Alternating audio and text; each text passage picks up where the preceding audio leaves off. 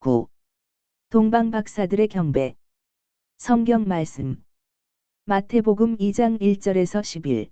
헤롯 왕 때에 예수께서 유대 베들레헴에서 나심에 동방으로부터 박사들이 예루살렘에 이르러 말하되 유대인의 왕으로 나신 이가 어디 계시냐, 우리가 동방에서 그의 별을 보고 그에게 경배하러 왔노라 하니, 헤롯 왕과 온 예루살렘이 듣고 소동한지라. 왕이 모든 대제사장과 백성의 서기관들을 모아 그리스도가 어디서 나겠느냐 물으니 이르되 유대 베들레헴이오니 이는 선지자로 이렇게 기록된 바 또 유대 땅 베들레헴아 너는 유대 고을 중에서 가장 작지 아니하도다. 내게서 한 다스리는 자가 나와서 내 백성 이스라엘의 목자가 되리라 하였음이니이다. 이에 헤롯이 가만히 박사들을 불러 별이 나타난 때를 자세히 묻고 베들레헴으로 보내며 이르되 가서 아기에 대하여 자세히 알아보고 찾거든 내게 고하여 나도 가서 그에게 경배하게 하라. 박사들이 왕의 말을 듣고 갈새 동방에서 보던 그 별이 문득 앞서 인도하여 가다가 아기 있는 곳 위에 머물러 서 있는지라. 그들이 별을 보고 매우 크게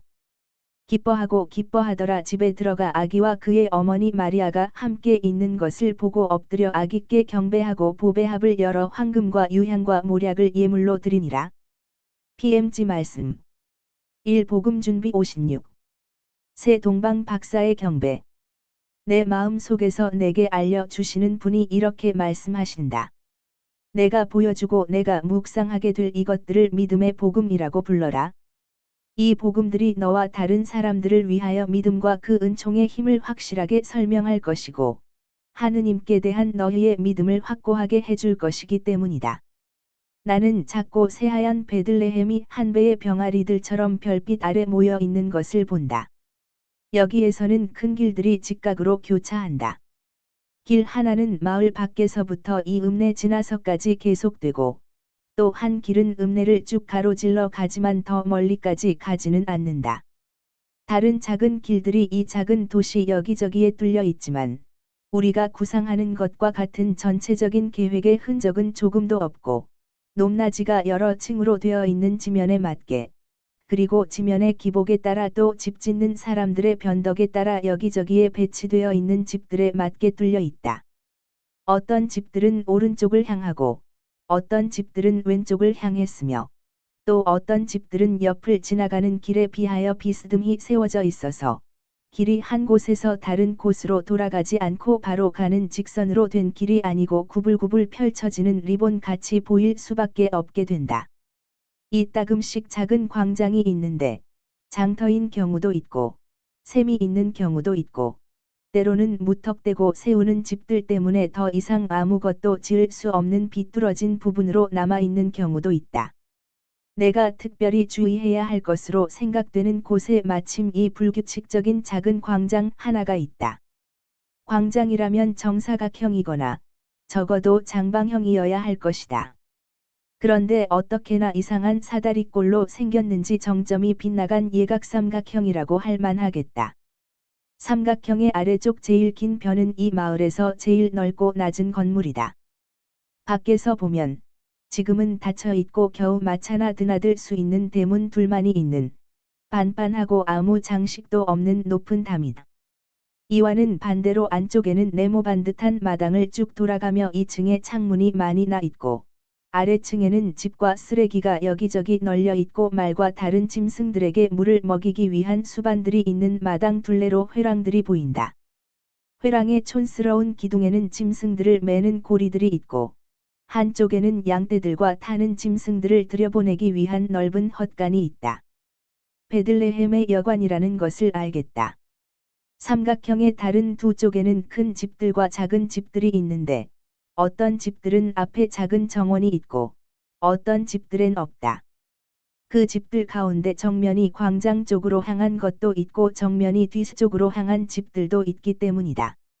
더 좁은 다른 쪽, 그러니까 대상들의 숙소 맞은편에는 정면 한가운데에 2층 방들로 올라가는 바깥 계단이 달려있는 유일한 작은 집이 있다. 밤이 되었기 때문에 그 방들은 모두 닫혀 있다. 시간이 늦었기 때문에 거리에는 아무도 없다. 나는 동방의 하늘에 그렇게도 아름다운 별들이 총총 박힌 밤에 빛이 더 환해지는 것을 본다. 그 별들은 매우 생생하고 너무 커서 아주 가까운 것 같이 보이고 가까이서 비단결 같은 하늘에 빛나는 저 꽃들을 만지기가 쉬울 것 같이 생각될 지경이다. 나는 빛이 이렇게 더 환해지는 원인을 알아보려고 눈을 쳐든다. 마치 작은 달과 같고 보통 크기가 아닌 별 하나가 베들레헴의 하늘로 다가온다. 다른 별들은 마치 여왕의 시중을 드는 시녀들과도 같이 슬그머니 물러나서 그 별을 지나보내는 것 같다. 그만큼 그 별의 광채는 다른 별들을 능가하고 보이지 않게 한다. 안쪽에서 태양이 비추고 있는 엄청나게 크고 밝은 청옥 같은 덩어리에서 빛나는 항적이 시작되는데, 황옥의 황금빛, 벽옥의 초록빛, 단백석의 유색산광을 띤 빛, 홍옥들의 빨간빛, 자수정의 부드러운 섬광이 한데 섞여 있으면서 엷은 청옥빛이 가장 돋보인다. 살아있는 것 같이 빠르고 물결치는 것 같은 움직임으로 하늘을 두루 달리는 이 항적에는 이 세상의 모든 보석이 들어있다. 그러나 돋보이는 빛깔은 별덩어리에서 비오듯 쏟아지는 저 빛깔이다. 구세주의 요람인 베들레헴의 집들과 거리들과 땅을 내려와서 하늘색을 띤 은빛으로 물들이는 천국의 빛깔 같은 엷은 청옥색이다. 이 순간에는 우리에게 있어서 하나의 농촌 마을에 지나지 않는 보잘것없는 소도시가 아니다.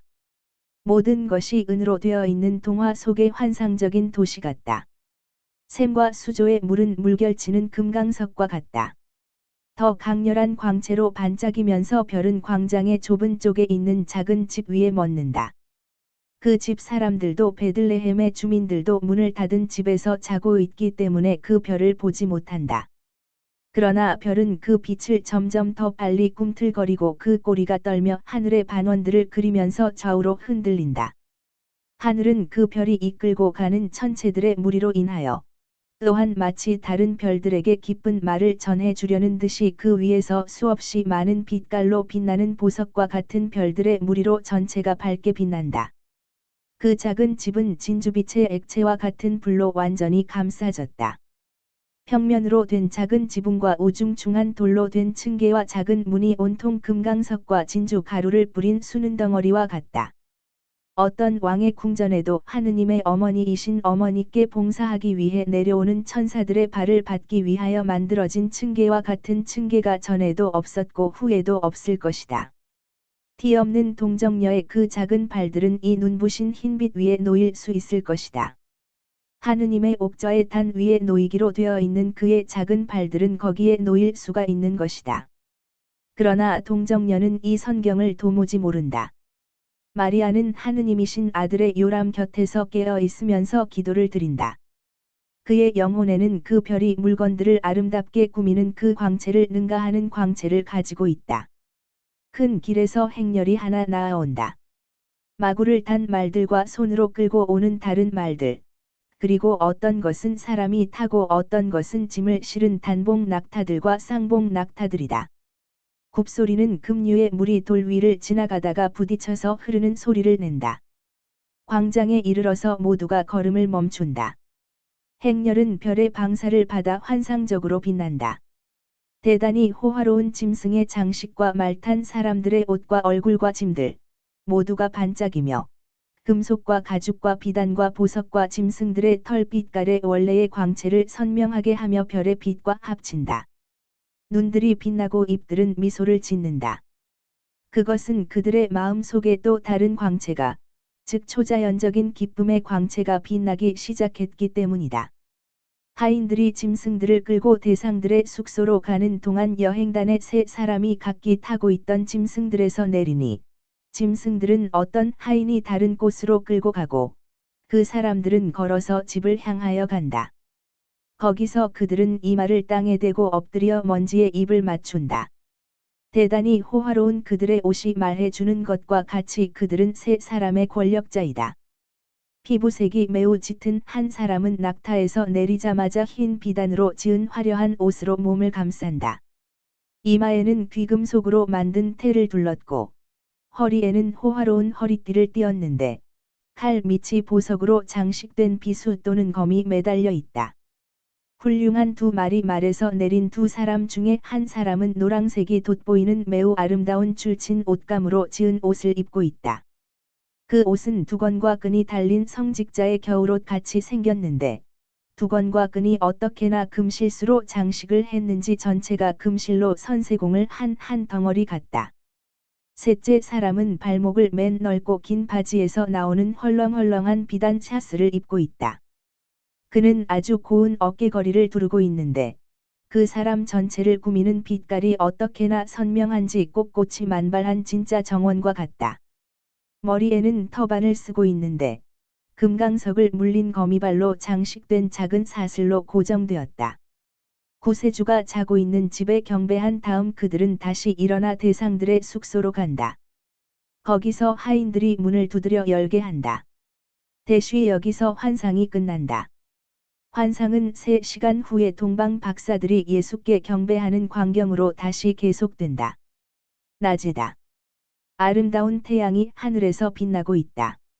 새 동방 박사의 하인 한 사람이 광장을 가로질러 작은 집의 작은 층계를 올라가서 집으로 들어갔다가 나와서 여관으로 돌아간다. 새 동방 박사가 각기 자기 하인을 뒤따르게 하고 나온다. 그들은 광장을 건너간다. 드물게 지나가는 행인들이 점잖게 아주 천천히 지나가는 위험 있는 사람들을 쳐다보려고 머리를 돌린다. 하인이 왔던 것과 세 사람이 오는 것 사이에는 한 15분은 충분히 지났다. 그래서 작은 집에 사는 사람들은 손님을 맞이할 준비를 할 시간이 있었다. 손님들은 지난 밤보다도 더 호화로운 옷을 입고 있다. 비단이 빛나고 보석들이 반짝이고 훨씬 더 귀중한 거북 등딱지를 점점이 박은 값비싼 깃털 장식이 터반을 쓴 사람의 머리 위에서 반짝이고 있다. 하인 한 사람이 전체의 상감세공을 한 궤를 들고 있는데 그 금속 장식은 글로 새긴 금으로 되어 있다. 둘째 하인은 매우 섬세하게 만든 잔을 들고 있는데 그 잔에는 글로 새긴 뚜껑이 덮여 있다. 셋째 하인은 역시 금으로 만든 넓고 낮은 일종의 항아리를 들고 있는데 꼭대기에 금강석이 박힌 피라미드형의 뚜껑이 달려 있다. 하인들, 특히 궤를 든 하인이 그것들을 들고 있기가 힘들어하는 것을 보면 그 물건들이 무거운 모양이다. 세 사람은 층계를 올라가서 들어간다. 그들은 길에서 집 뒤로 가는 방으로 들어간다. 햇빛 쪽으로 열린 창문으로 해서 뒤쪽에 있는 작은 정원이 보인다. 다른 두 쪽 벽에 있는 문들이 열리면서 집주인들이 내다본다. 중년 남자, 여자, 그리고 서너 명의 어린이들이다. 마리아는 아기를 안고 앉아 있고 요셉은 곁에 서 있다. 그러나 마리아도 새 동방 박사가 들어오는 것을 보고는 일어나서 몸을 굽혀 인사한다. 마리아는 온통 흰옷을 입었다. 목 아래에서 발까지, 어깨에서 가는 손목까지 몸을 감싼 단순한 흰옷을 입은 자태가 참으로 아름답다. 따은 금발이 어닌 머리와 흥분으로 인하여 더 선명한 분홍빛을 띤 얼굴과 부드럽게 미소 짓는 눈과 하느님께서 당신들과 함께 계시기를 바랍니다 하고 인사하려고 벌어지는 입이 정말 아름답다. 새 동방 박사는 한동안 어리둥절해 있다. 그러다가 앞으로 나아가 발 앞에 엎드리며 앉으라고 청한다. 그들은 편히 앉지 않는다. 마리아가 권하는 때도 앉지 않는다. 그들은 발 뒤꿈치에 의지하여 꿇어 있다. 뒤에는 세 하인들이 역시 무릎을 꿇고 있다. 그들은 바로 문지방 뒤에 있는데 그들이 들고 있던 3가지 물건을 그들 앞에 내려놓고 기다린다. 새 현자는 아기를 들여다본다. 아기가 매우 활발하고 튼튼하며 9달에서 1살쯤 되어 보인다. 아기는 엄마의 가슴에 안겨 있다. 아기는 미소를 지으며 작은 새소리와 같은 목소리로 종알거린다. 엄마처럼 흰옷을 입고 발에는 조그마한 샌들을 신었다. 매우 간단한 작은 옷인 내리다지인데 끊임없이 움직이는 작은 발과 무엇이든지 잡으려고 하는 포동포동한 손이 옷 밖으로 나와 있고 특히 아주 예쁜 작은 얼굴이 나와 있다. 얼굴에서는 짙은 파란 눈이 빛나고 웃을 때면 양쪽에 보루물이 생기고 처음으로 난 작은 이들을 드러내 보이는 입이 빛난다. 잘게 굽슬굽슬한 머리는 어떻게나 빛나고 너울너울한지 꼭 금가루같이 보인다. 제일 나이 많은 현자가 모두를 대표해서 말한다. 그는 지난 12월 어느 날 밤 그들이 새 별 하나가 하늘에 이상한 광채를 띠고 나타난 것을 보았다고 마리아에게 설명한다. 천체도에는 그 별이 나타나 있지 않았고 그 별에 대한 말도 일찍이 없었다. 그 별의 이름이 알려지지 않았었다. 그 별은 이름이 없었다. 하느님의 품에서 나서 축복받은 진실, 하느님의 비밀 한 가지를 사람들에게 말하려고 꽃이 피듯이 나타난 것이다. 그러나 사람들의 마음이 진흙 속에 파묻혀 있었기 때문에 그들은 그 별을 우습게 보았었다. 그들은 눈을 하느님께로 들지 않았고 하느님께서 하늘에 빛나는 별들을 가지고 써놓으시는 말씀을 이로 인하여 하느님을 영원히 찬미하자 읽을 줄을 모른다. 동방 박사들은 그 별을 보았고 그 목소리를 알아들으려고 노력하였다. 그들은 그들의 몸에 허락하던 얼마 안 되는 잠을 기꺼이 포기하고 음식 먹는 것도 잊고 황도대 연구에 몰두하였었다. 그리하여 천체의 교회와 시간과 계절과 옛날 시리와 천체의 배합이 계산으로 그 별의 이름과 비밀을 알게 되었었다. 별의 이름은 메시아였고 그 비밀은 메시아가 세상에 왔다는 것이었다. 이리하여 그들은 메시아에게 경배하려고 각기 다른 사람 모르게 떠났던 것이다. 그들은 산과 광야, 골짜기와 강을 지나 밤에 여행하여 팔레스티나 쪽으로 왔었다. 별이 그 방향으로 갔기 때문이다. 그리고 각자가 지구의 각기 다른 세 곳에서 이 방향으로 오다가 나중에 사해를 지난 곳에서 같이 만나게 되었다. 하느님의 뜻이 그들을 거기에 모아 놓으셨다. 그래서 비록 각기 자기네 고장 말을 하는데도 서로 알아들으며 앞으로 나아왔고 그들이 지나오는 나라들의 말을 알아듣고 할 수도 있었다. 이것은 영원하신 분의 기적이었다. 메시아는 예루살렘의 왕, 유다인들의 왕일 것이므로 그들은 함께 예루살렘으로 갔었다. 그러나 이 도시 상공에서 별은 자취를 감추었었다. 그들은 가슴이 메어지는 것과 같은 고통을 느꼈고 하느님께 은총을 잃을 행위를 하였는가 하고 성찰을 하였었다.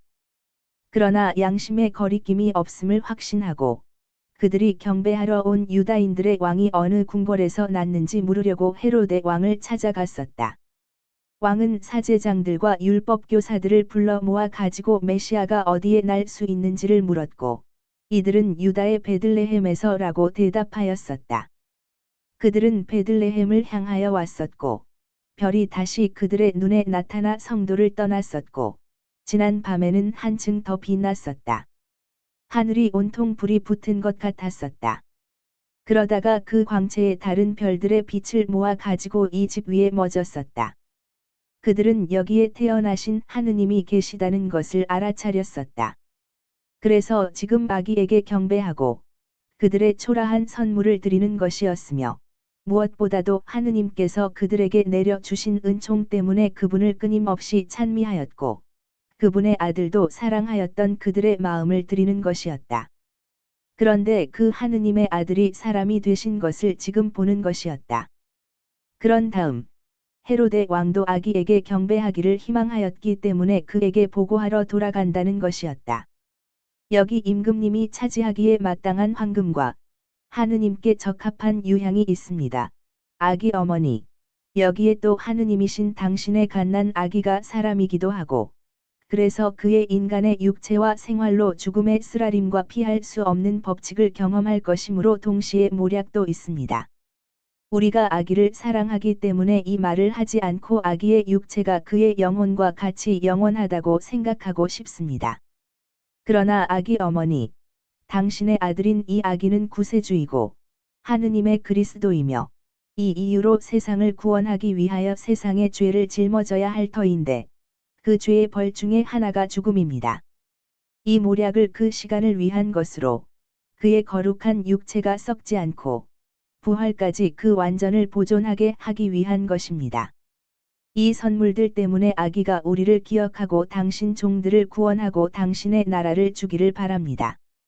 지금으로서는 그로 인하여 우리가 거룩하게 되도록 아기 어머니가 아기를 우리의 사랑에 주어 그의 발에 입맞춤으로 하늘의 축복이 우리 위에 내리게 해주십시오. 현자들의 말로 인하여 생겼던 공포를 극복하고 죽음을 상기시킴으로 인하여 느꼈던 슬픔을 미소로 감춘 마리아가 아기를 내준다. 아기를 제일 나이 많은 사람의 팔에 안겨주니 그 노인은 아기에게 입맞추고 아기의 쓰다듬음을 받고 나서 다른 사람들에게 건네준다. 예수는 방글거리며 세 사람의 가는 사슬과 가장자리 술장식을 가지고 논다. 아기는 노랗고 반짝이는 게 가득 찬 뚜껑 열린 보석 상자를 신기한 듯이 내려다본다. 모략 그릇의 뚜껑에 금강석의 햇빛이 비치며 무지개가 생기는 것을 보고 웃는다. 그런 다음 세 사람은 아기를 어머니에게 돌려주고 일어선다. 마리아도 일어선다. 제일 젊은 동방 박사가 그의 하인에게 나가자는 명령을 내린다. 그러자 이들은 양쪽에서 몸을 굽혀 인사한다. 세 사람은 아직 좀 더 말을 한다. 그들은 차마 이 집을 떠날 결단을 내리지 못한다. 감격의 눈물이 모든 사람의 눈에 보인다. 마침내 그들은 마리아와 요셉의 배웅을 받으며 문 쪽으로 향한다. 아기는 내려서 세 사람 중에서 제일 나이 많은 사람의 손을 잡으려고 하였다. 이렇게 한 손은 어머니의 손에, 또 한 손은 현자의 손에 잡혀서 걷는데, 현자는 아기의 걸음을 인도하느라고 몸을 구부린다. 예수는 아직 어린아이다운 불확실한 걸음을 걸으며, 바닥에 깔린 포석 위에 해로 인하여 생긴 빗줄기를 발로 차면서 웃는다. 문지방에 이르러서 대쉬 이 방은 집 전체 길이에 걸쳐 있다는 것을 잊지 말 것이다. 대쉬 세 사람은 마지막으로 한 번 더 무릎을 꿇고 예수의 발에 입맞추며 하직 인사를 한다. 마리아는 아기에게로 몸을 숙이고 그의 작은 손을 잡아 동방 박사 각 사람의 머리 위에서 축복의 손짓을 하라고 이끈다. 그것은 벌써 마리아가 인도하는 예수의 작은 손가락이 긋는 십자 성호이다. 그런 다음 세 사람은 층계를 내려간다. 여행단은 벌써 채비를 다 차리고 거기에서 기다리고 있다. 말들의 제갈 장식이 넘어가는 햇빛을 받아 반짝인다. 이 야릇한 광경을 구경하려고 사람들이 광장에 모여 있다. 예수는 작은 손으로 손뼉을 치며 웃는다. 엄마는 아기를 들어올려 층계참에 둘러친 넓은 난간에 기대 놓았다. 엄마는 아기를 떨어지지 않게 하느라고 한 팔로 가슴에 껴안고 있다. 요셉은 세 사람과 같이 내려가서 그들이 말과 낙타에 올라타는 동안 각자의 등자를 잡아준다. 이제는 주인과 하인 모두가 말이나 낙타에 올라앉아 있다. 출발 신호가 내려졌다. 세 사람은 마지막 인사를 하느라고 그들이 탄 짐승의 목에까지 몸을 구부린다. 요셉도 몸을 굽혀 인사한다.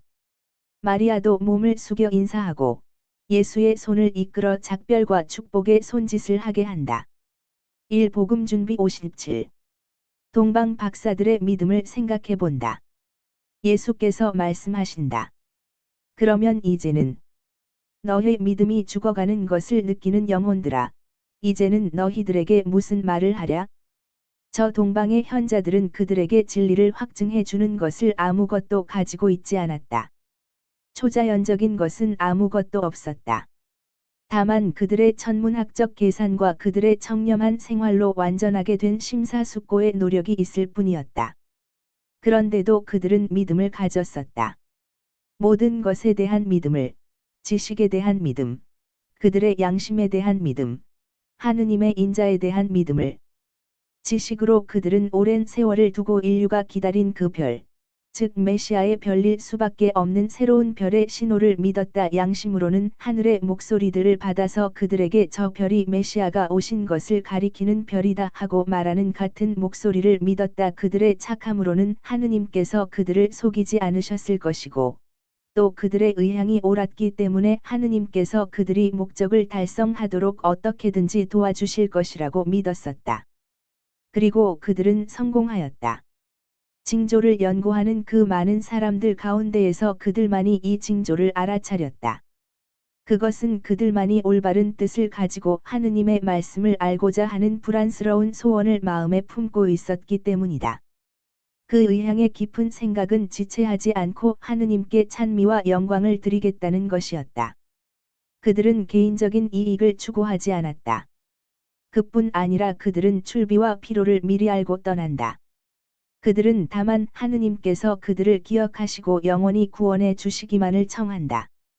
마찬가지로 미래를 위하여도 아무런 인간적인 보상도 생각하지 않는다. 이와 같이 그들이 길을 떠나기로 결정할 때에 아무런 인간적인 걱정도 하지 않는다. 너희들 같으면 수많은 핑계를 내놓았을 것이다. 말이 서로 다른 나라와 민족들 가운데로 그렇게 먼 여행을 어떻게 할 것인가? 사람들이 내 말을 믿을 것인가?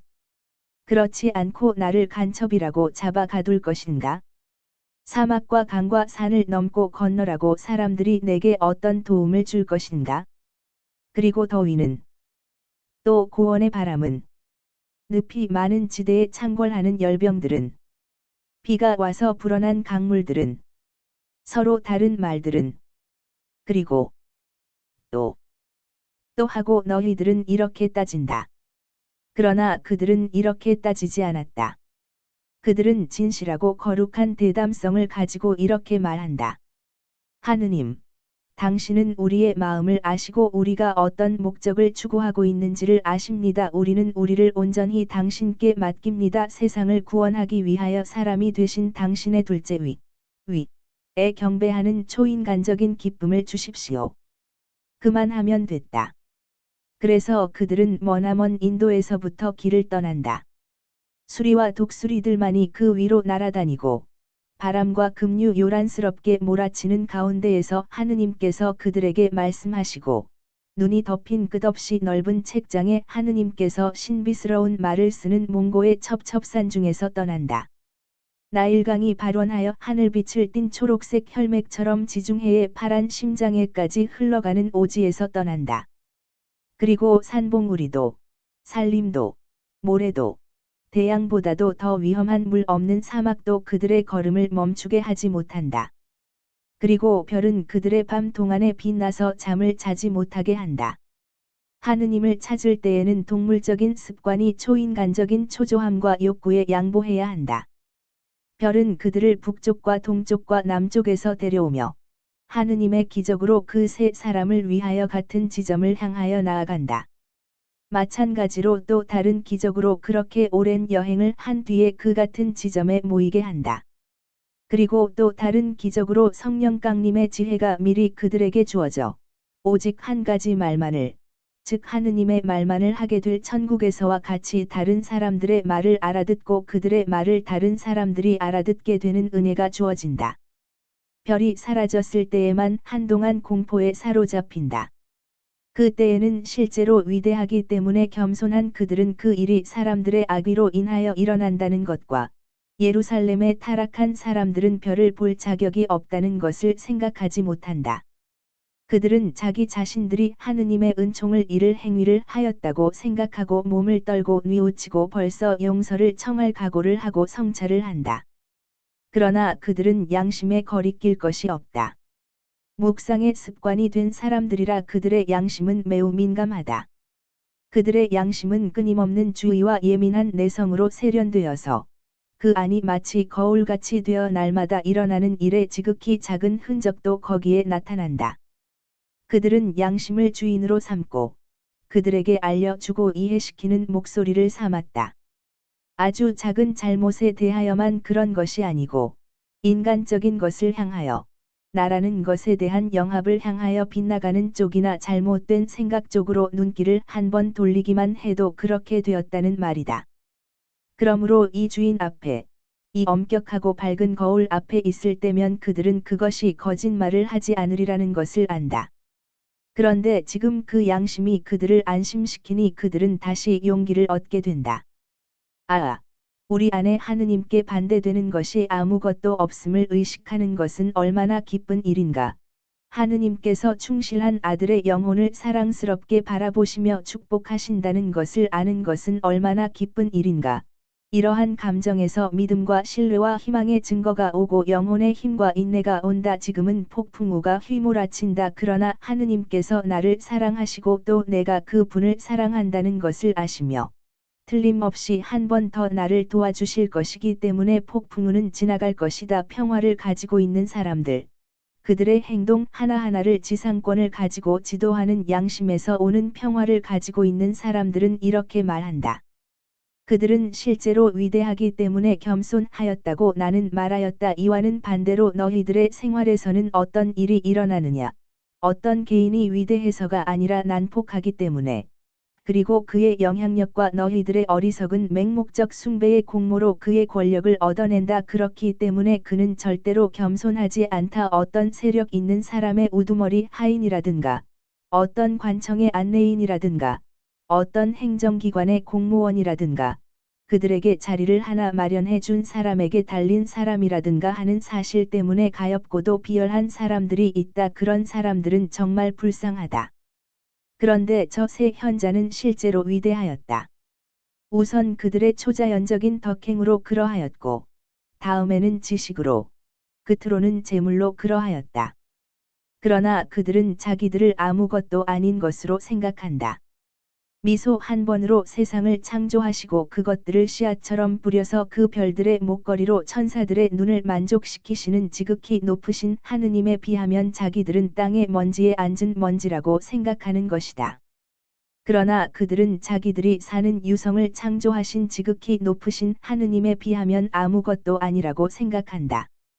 하느님께서는 그들이 사는 유성을 기막히게 다양하게 만들어서 한없는 작품을 만드는 무한한 조각가로서 여기에는 화관과 같은 완만한 야산들을 엄지로 한 번 눌러 배치하시고, 저기에는 땅덩어리라는 엄청나게 큰 이 몸의 척추와 같은 둥근 산봉우리와 뾰족한 산봉우리로 된 골격을 만들어 놓으셨는데, 이 터무니없이 큰 몸뚱이의 정맥은 강들이고, 골반은 호수들이고, 심장은 대양들이며, 옷은 삼림들이고, 베일은 구름들이고, 장식품은 투명한 빙하들이고, 보석은 다양한 뉘앙스를 보이는 터키 옥과 에머랄드, 오팔과 녹주석들인데, 이것들은 수풀과 바람과 더불어 그들의 주께 찬미의 대합창을 노래한다. 그들은 그들의 지혜의 원천이시며, 그들의 눈의 시선보다 더 날카로운 시선을 주시어 현실을 보게 하신 지극히 높으신 하느님 앞에서는 그들의 지혜로 자기들이 아무것도 아니라는 것을 깨닫는다. 더 날카로운 시선은 사물 안에서 사람의 손이 쓰지 않고 하느님의 생각으로 새겨진 말을 읽을 줄 아는 영혼의 눈이다. 그들은 재물의 소유자로서 자기들이 아무것도 아니라는 것을 의식한다. 천체와 유성들 금속과 보석들을 뿌려놓으신 우주의 소유자의 재물과 비교하고, 그분을 사랑하는 사람들의 마음에 있는 한없는 재물과 비교하면 티끌인 재물의 소유자로서 말이다. 유다의 읍들 중에서 가장 보잘것없는 읍내의 초라한 집 앞에 이르러, 그들은 그럴 수가 없어 하고 머리를 가로젓지 않고, 몸을 구부리고 무릎을 꿇고, 특히 마음속으로 자기들을 낮추고 경배한다. 저기 저 초라한 벽 뒤에는 하느님이 계시다. 멀리서라도 뵈올 가능성을 가지기를 감히 절대로 바라지 못하면서 가호를 비는 그 하느님이 계시다. 그러나 그들은 인류의 이익을 위하여, 그들의 영원한 이익을 위하여 그 하느님께 비는 것이다. 그들이 바라던 것은 이것뿐이었다. 즉 이제는 새벽도 없고 황혼도 없는 생활에서 그분을 뵙고 그분을 알고, 그분을 차지할 수 있기만을 바라는 것이었다. 그 하느님이 저 초라한 벽 뒤에 계시다. 그래도 하느님의 심장인 어린 아이의 심장이 아마도 길의 먼지 속에 엎드어서 거룩하시다 거룩하시다 거룩하시다. 주 우리 하느님 찬미 받으소서. 하늘 높은 곳에는 하느님께 영광, 그분의 종들에게는 평화, 영광, 영광과 축복하고 외치는 그 세 사람의 심장의 고동을 듣고 있을 것이다. 그들이 사랑으로 떨리는 마음을 가지고 청하는 것은 이것이다. 밤 동안, 그리고 이튿날 아침나절, 그들은 지극히 열렬한 기도로 하느님이신 아기와 깊이 통할 준비를 한다. 그들은 하느님이신 희생제물을 안고 있는 동정녀의 품이라는 제대를 향하여, 너희들이 가는 것처럼 인간적인 일에 몰두하는 영혼으로 가지는 않는다. 그들은 침식을 잊는다. 그리고 가장 아름다운 옷을 입는 것은 인간적인 허영으로 그러는 것이 아니고 왕중왕에게 경의를 표하기 위해서이다. 군주들의 궁정에서는 고관들이 가장 아름다운 옷을 입고 들어온다. 그러니 이 왕을 뵈러 가는데 왜 명절빔을 입지 않겠느냐. 그런데 그들에게는 이보다 더 큰 명절이 어디 또 있겠느냐. 그들은 먼 그들의 나라에서 그들과 동등한 사람들을 위하여, 그 사람들을 축복하고 그들에게 경의를 표하기 위하여 여러 번 성장을 해야 하였다. 그러므로 최고의 왕의 발 앞에 홍포와 보석, 비단과 귀한 깃털을 엎드리게 하는 것이 당연하다. 그의 발 앞에, 그의 부드러운 작은 발 앞에 세상의 직물, 세상의 보석, 세상의 깃털, 세상의 금속들 그의 일에 속하는 모든 것들 놓아서 세상의 물건인 그것들도 그것들의 창조주께 경배하게 하는 것이 마땅하였다. 그리고 그들은 그 어린 것이 그들에게 땅바닥에 엎드려서 어린 아이가 걸어가는데 산 양탄자를 바치라고 먼지에 지나지 않는 그들을 위하여 별들을 떠나온 그가 그 위로 걸어가게 하라고 명령하면 기뻐할 것이다. 그들은 겸손하고 너그럽고 지극히 높은 이의 목소리에 순종한다. 그 목소리는 갓난 왕에게 선물을 가져가라고 명한다. 그들 자신이 선물을 가지고 온다. 그들은 그분은 부유하시니까 아무것도 필요하지 않다. 하느님이시니 돌아가시지도 않을 것이다 하고 말하지 않는다. 그들은 순종한다. 그래서 그들이 구세주의 가난을 구제하는 처음 사람들이 된다. 내일이면 도망자가 될 그들에게 이 금은 얼마나 유익하겠느냐. 멀지 않아 사형을 당하게 될 그에게 이 모략은 얼마나 의미심장한 것이겠느냐. 그의 무한한 순결 주위에서 끓어오르는 사람들의 음탕의 역한 냄새를 맡아야 할 그에게는 이 유향이 얼마나 경건한 것이겠느냐. 그들은 겸손하고 너그럽고 순종하고 서로 존경한다. 덕행들은 언제나 다른 덕행들을 낳는다. 하느님께 보내지는 덕행들 다음에는 이웃에게 보내지는 덕행들이 여기 있다. 존경이 사랑이 되는 것이다. 제일 연세 많은 분에게 모든 사람을 대표하여 말하고 주의 입맞춤을 제일 먼저 받고 손을 잡아 인도하는 권리가 보류된다. 다른 사람들은 주를 또 볼 수 있을 것이다. 그러나 그는 연세가 높아서 그러지를 못할 것이다. 그가 하느님께로 돌아갈 날이 매우 가까웠다. 그는 이 그리스도를 참혹한 죽음 후에 볼 것이고 그리스도가 하늘로 돌아갈 때에 구원받은 사람들과 같이 따라갈 것이다. 그러나 이 세상에서는 그리스도를 다시는 보지 못할 것이다. 그래서 벌써 주름이 잡힌 그의 손에 내맡기는 작은 손의 온기가 노자로 그에게 남아있는 것이다. 다른 사람들에게는 아무런 세함도 없고 오히려 나이 많은 현자에 대한 존경이 더 커진다. 그는 자기들보다 더 공로를 세웠고 더 오랫동안 공로를 세웠다. 하느님인 아기는 그것을 안다. 아버지의 말씀은 아직 들리지 않는다. 그러나 아기의 행동이 말이다. 나이 많은 이를 제일 좋아하는 것으로 나타내는 아기의 순진한 말이 찬양받기를. 그러나 내 자녀들아, 이 환상에서 나타나는 두 가지 다른 교훈이 있다. 자기 자리에 있을 줄을 아는 요셉의 태도이다. 순결과 성덕의 수호자와 보호자로 거기 있다. 그러나 권리를 부당하게 가로채지 않는다. 경의를 받고 말을 듣는 것은 그의 예수와 더불어 마리아이다. 요셉은 마리아를 위하여 그것을 기뻐하고 자기가 중요하지 않은 인물이 되는 것을 상관하지 않는다. 요셉은 의인이다. 둘도 없는 의인이다. 그리고 항상 이 시간에도 올바르다. 축제 분위기로 흥분하지 않는다. 그는 여전히 겸손하고 의롭다. 요셉은 선물들을 다행스러워한다. 자기를 위해서가 아니라 이 선물들을 가지고 아내와 아기에게 더 안락한 생활을 마련해 줄 수 있으리라고 생각하는 것이다. 요셉에게는 재물에 대한 욕심이 없다. 그는 노동자이니 일을 계속할 것이다. 그러나 그의 두 사랑은 유족과 안락을 좀 누려야 한다. 요셉도 동방 박사들도 그 선물이 도망하는 데와 망령 생활하는 데 쓰일 것이며 망명지에서 그리고 또 그들의 고향으로 돌아올 때에 바람에 흩어지는 구름처럼 흩어지리라는 것을 모른다. 그 때에는 그들이 단골과 가구 따위 모든 것을 잃었을 것이고 그곳에서 하느님이 동정녀와 결합하여 사람이 되셨기 때문에 그분께 의하여 보호된 그들의 집의 벽들 밖에는 발견하지 못할 것이다. 하느님의 보호자이고 하느님의 어머니이며 지극히 높으신 분의 정배인 여자의 보호자인 요셉이 하느님의 저 신하들이 말에 오르는 것을 도와주기까지 겸손하다. 사람들의 폭력으로 인하여 다윗의 상속인들이 왕의 소유지를 빼앗겼기 때문에 그는 보잘것없는 목수가 되었다. 그러나 그는 여전히 왕족이고 왕다운 태도를 보인다. 그는 참으로 위대하였기 때문에 겸손하였다는 말은 그의 경우를 두고도 말한 것이다. 기분 좋고 의미심장한 마지막 교훈은 이렇다. 마리아가 아직 강복할 줄을 모르는 예수의 손을 붙잡고 거룩한 손짓을 인도한다는 것이다. 예수의 손을 붙잡아 인도하는 것은 언제나 마리아이다. 지금도 아직 그렇다. 이제는 예수가 강복할 줄을 안다. 그러나 때로는 강복을 해야 소용이 없기 때문에 되뚫린 그의 손이 지치고 낙담해서 떨어진다. 너희들이 내 축복을 망쳐버리는 것이다. 그때에는 마리아가 이 손에 입맞추면서 그 노여움을 억제한다. 알아. 내 어머니의 입맞춤. 그 입맞춤에 저항할 사람이 누구냐? 그런 다음 아주 거역 못할 사랑을 가지고 그 가냘픈 손가락으로 내 손목을 잡고 강복하라고 강요한다.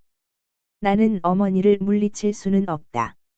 그러나 내 어머니를 너희들의 변호인을 만들려면 내 어머니를 통해야 한다. 마리아는 너희들의 모후이기 전에 내 모후이며 너희들에 대한 그의 사랑은 내 사랑조차도 알지 못하는 관용을 가지고 있다. 그리고 말없이 구슬 같은 눈물을 흘리며 내 십자가를 상기시키고 공중의 십자 성호를 긋게 하면서 너희들의 사정을 변호하고 나를 설득시킨다. 너는 구세주이니 구하여라 하고 내 자녀들아. 이것이 동방 박사들의 광경을 보여주는 환상에 들어있는 믿음의 기쁜 소식이다. 너희들의 이익을 위하여 묵상하고 본받아라. 1944년 3월 3일 금요일 예수께서 말씀하신다. 이것만을 써라. 며칠 전에 너는 성지를 참배하고자 하는 내 소원이 이루어지는 것을 보지 못하고 죽어간다고 말하였지. 너는 그 성지를 보고 있다. 그것도 내가 내 현존으로 그것을 거룩하게 한 그때 그대로의 성지를 보고 있다. 증오나 사랑으로 20세기 동안을 남용하고 난 지금은 그때의 모습이 없어졌다. 그러므로 지금 너는 성지를 보고 있지만 팔레스티나에 가는 사람은 성지를 보지 못한다. 그러니까 슬퍼하지 말아라. 둘째 사항, 내게 대하여 말하는 책들까지도 전에는 몹시 좋아하였었지만 지금은 아무 맛도 없는 것 같다고 한탄한다. 이것도 내가 처해 있는 상황에서 오는 것이다. 내 배려로 실제적인 사실들이 내게 나타났는데 사람들의 작품이 어떻게 더 완전한 것으로 보일 수 있겠느냐? 이러한 인상은 잘된 번역의 경우에도 생길 수 있다. 번역들은 언제나 원문의 힘을 변질시킨다. 사람들의 기술은 장소에 대해서나 사실과 감정에 대해서나 번역이다. 그렇기 때문에 말과 사실에 관하여는 그렇지 않다 하더라도 감정에 관하여 항상 불완전하고 부정확하다. 특히 합리주의가 그 기술에 표현되던 생명을 거기에서 상하게 한 지금은 더 그러하다. 그렇기 때문에 내가 어떤 사람에게 보고 알기를 허락하면 다른 기술은 일체 생기없는 것으로 보여서 불만족스럽고 지긋지긋하게 생각되는 것은 어쩔 수 없다. 셋째로, 오늘은 금요일이다. 나는 내가 내 고통을 다시 생활하기를 원한다. 나는 오늘 이것을 내게 요구한다. 즉 내 고통을 내 정신과 육체로 다시 생활하는 것을 말이다. 이만하면 되었다. 평화와 사랑으로 고통을 당하여라. 내게 강복한다.